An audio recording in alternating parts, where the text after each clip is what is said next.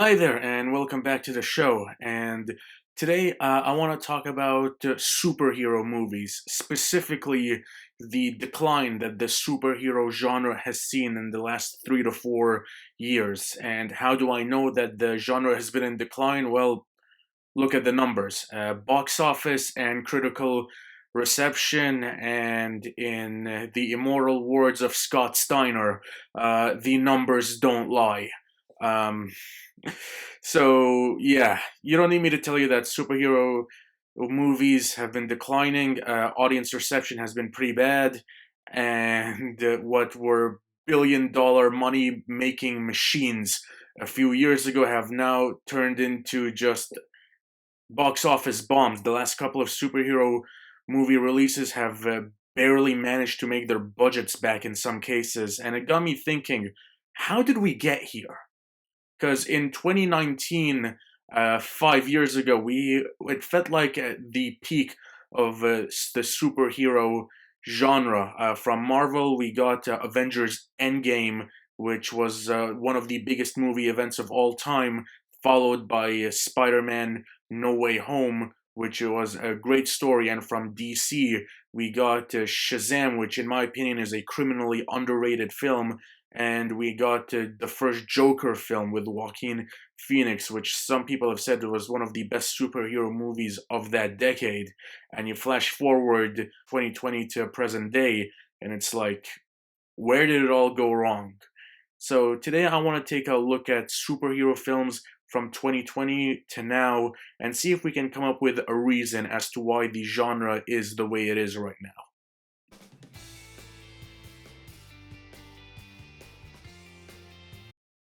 Now, looking at the two key players in the superhero genre, Marvel and DC, these two studios have released 25 movies from 2020 to the present day, which, uh, as of recording, is April of 2024.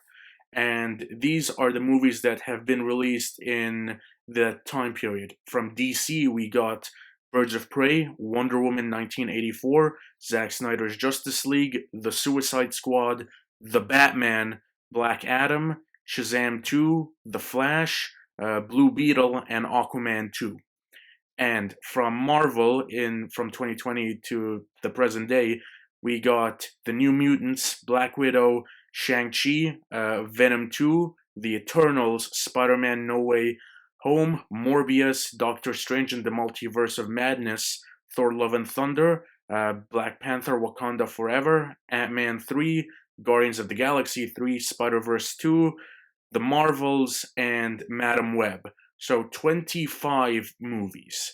And in my personal opinion, out of these 25, I personally only consider 8 of these movies to be good, and 5 to be mid to average to passable, in the area between not good but not bad, and 12 to be just plain bad.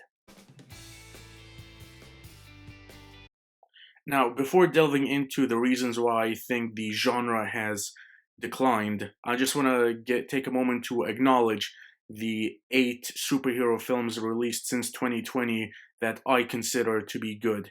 These films are The Suicide Squad, The Batman, Shang-Chi and the Legend of the Ten Rings, Venom Let There Be Carnage, Black Panther Wakanda Forever, Guardians of the Galaxy Volume 3, and Spider-Man Across the Spider-Verse, and Spider-Man No Way Home. These are the 8 superhero films released by Marvel and DC since 2020 that I consider to be good.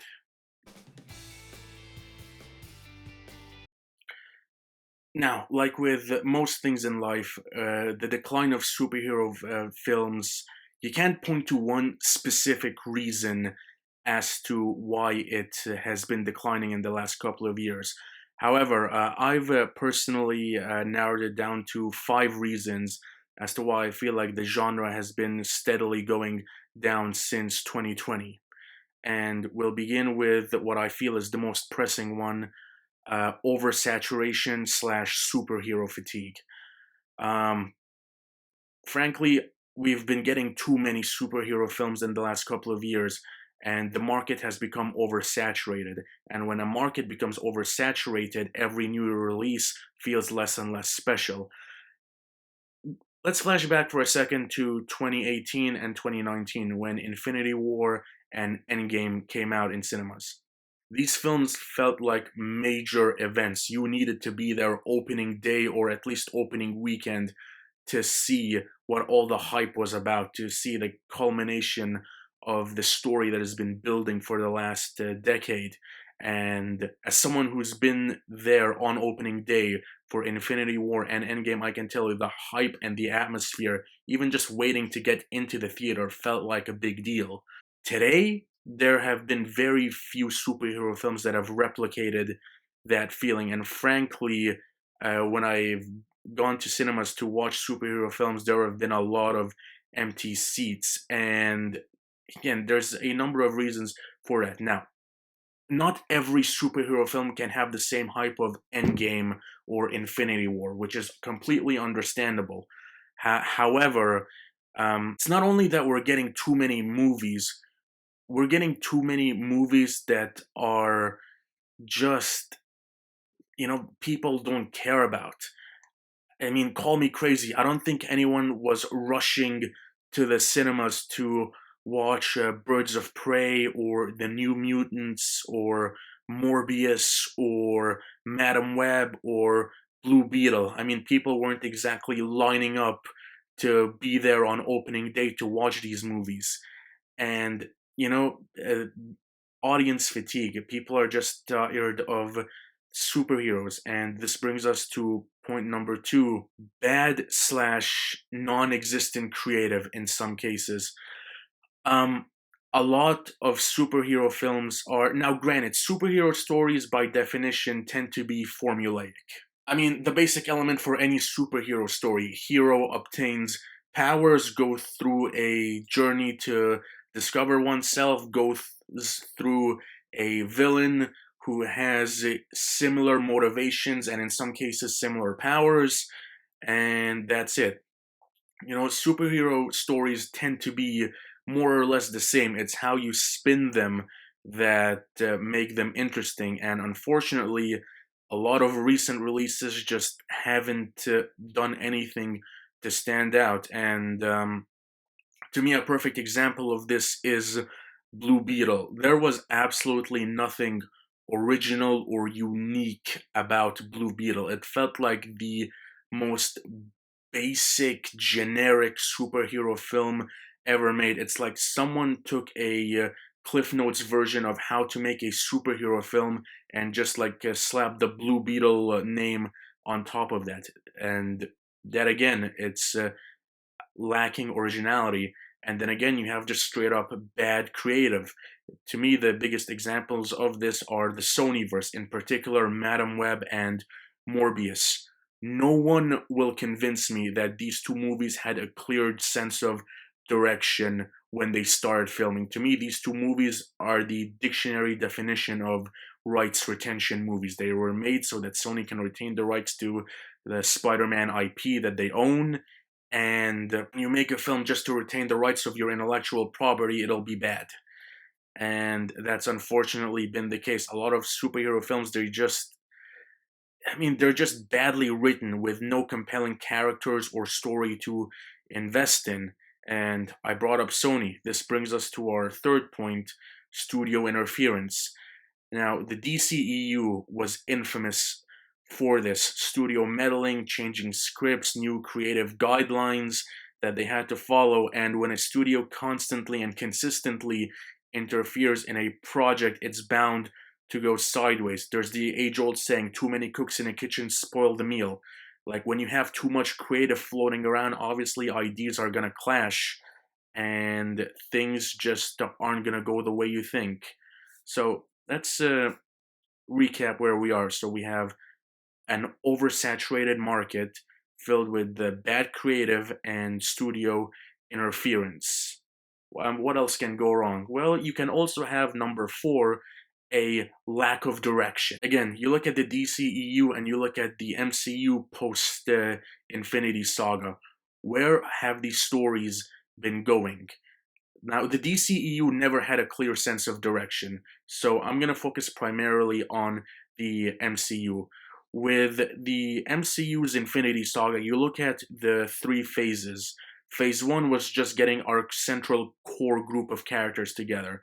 Phase 2 was about introducing new characters and having the original core just face a world ending threat. And Phase 3 was the culmination of everything with a villain that has been slowly teased from the very beginning all the way up until now, so that when the team up happened, it felt more impactful. We had a clear sense of direction and we had a clear group of characters to follow on this journey. You look at the MCU in Phase 4 and it's like, who are we supposed to be following? And looking at the MCU's release list, it's very hard to come up with who the new central figure of the MCU is after Iron Man and Captain America, because you look at this lineup, it's like I couldn't even begin to tell you who the face of the MCU is. Like, it's almost impossible. There is no clear direction, and when you have no clear direction, the audience doesn't know where to go. We don't know who to follow, and when we don't know where we're going, what the story is, how it could unfold, it's like, why would we invest in this? It's like, it doesn't make any sense. And finally, we have just the simple fact of just bad CGI. A lot of especially action sequences and visual effects in superhero films in recent years have been progressively looking worse and worse and worse, which is actually kind of insane since these movies have consistently become more expensive to produce. So we've got movies that are more expensive to make, but somehow look worse than movies that were released 10 years ago. Now, there are exceptions to this, obviously. The key one, in my opinion, being the Batman from 2022 with Robert Pattinson. And a lot of reasoning behind that was because they used a lot of practical effects instead of like CGI sky beams or anything of the sort. For example, Madam Web, which was released earlier this year, had some of the worst VFX I've ever seen in my life. The Marvels, the scene of Captain Marvel flying at the beginning of the movie looked awful. It was painfully obvious that Brie Larson was just like on wires in front of a green screen or a blue screen or whatever they were using. MODOK from Quantumania. I mean, that was visual cancer. It was painful to look at MODOK in Quantumania. So bad visual effects, it takes you out of the movie because you're supposed to immerse yourself in this other world, but when the other world looks terrible, you know, you're immediately taken aback. You're like, what is this? So these are the reasons why I feel that superheroes have been declining. And to recap, bad CGI, no clear direction or central figure to follow, studio interference, bad/non-existent creative, and finally, an oversaturated market with an audience that has been burnt out.